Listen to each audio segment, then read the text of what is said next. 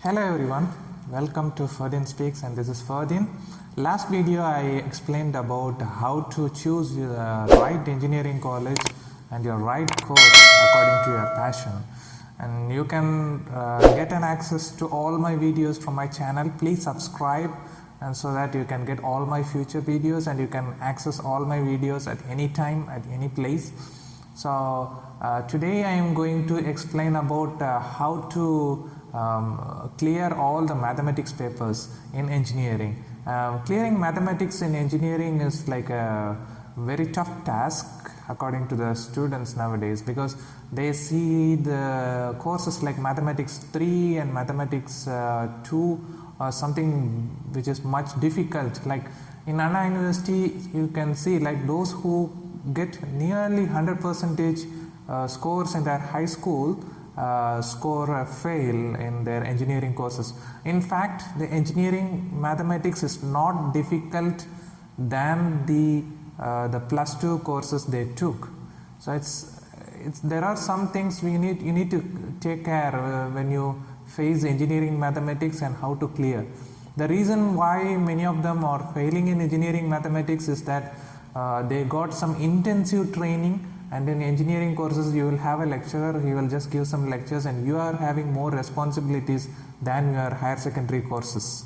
So you are supposed to have more practice by yourselves. Like you need to have like some special attention towards these courses. If you feel like mathematics is difficult in engineering, then you are supposed to give a lot of efforts.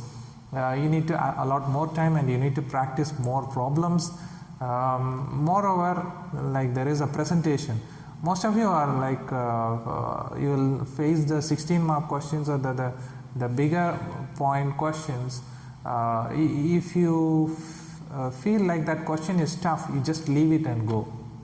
Just don't do this, because each and every step carries marks. Like even if you are not able to get the final answer, don't worry, just make sure that you have all the steps listed until the place you are not certain. Write all these steps. The steps carries marks. So if you see like an engineering mathematics course, like for each and every question it has a set of steps. Each step will carry a mark, and then if you are able to figure out all the steps before the answers, even if your answer is wrong, at least for the correct steps you have given, you can attain the marks. Mostly the students will fail in engineering mathematics 3, that is the course which deals with Fourier transform, Z transform and all those things. These transforms are like quite difficult for the students, because they have not learned these things from their high schools or their higher secondary courses. Because when it comes to mathematics 1, they will have like some matrices and some partial differential equations and something like that, and they already learned differential calculus and integral calculus in their higher secondary courses, and they are quite thorough with that. That's the reason they score somehow to pass the mathematics 2 paper, because they have like the double integral and triple integral. So it's like you need to learn how to interpolate two integral to form a 2-dimensional space, and the triple integral to form a 3-dimensional space. So these are all something which you can manage by yourself, but Fourier transform and Z transform is quite different. Like unlike the formula you learned during your integral calculus and differential calculus, you have some set of formula which is for Fourier transform, Z transform and inverse transform. So Z transform and inverse Z transform, it will have like a definite question, like out of the 5 units in Anna University engineering mathematics 3, you can at least accept to the first 2 questions. You can expect a few questions from Fourier transform, and then from Z transform, and then from an inverse Z transform. Even if you are not able to cover all the topics, just make sure that you know the process of how to solve these kind of transform problems and just list down the steps. These steps will carry some marks.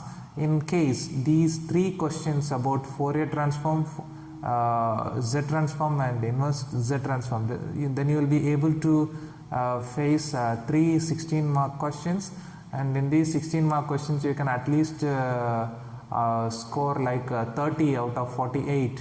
Then it is a big deal for you, like out of 100 you have already got 30, and then the remaining you have to score, hardly you have to score like remaining 10 you can just manage with the 2-mark questions, and another few questions if you can manage, you can easily cross over 40, and then with the help of your internal marks it is easy to pass mathematics 3.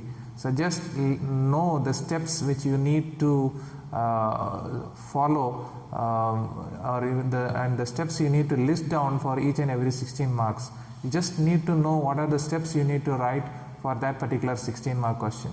And you may think that covering Fourier transform, Z transform and inverse Z transform is like very difficult. The unit is quite big. Like if you see the question pattern, like it will be like either or choice, like a half of the unit will carry 1 question and the remaining half will carry 1 unit. So in case if you study the first half of all the unit, definitely you can answer either of that 2 questions. So it is going to be much easier to manage the preparation for engineering mathematics 3. So this is one of the tricks you need to follow for engineering mathematics 3. So in the next video I will be explaining about how you can clear engineering mathematics 1 and 2, and then followed by the other engineering courses for mathematics courses for computer science and IT, that is discrete mathematics, numerical methods, and even probability and queuing theory. So just keep watching my videos. Please subscribe to my channel, like my video, comment on the video if you have any questions. Please share this video and spread the word, so the engineering graduates will get these resources to manage their studies and clear these engineering courses on time. Thank you so much.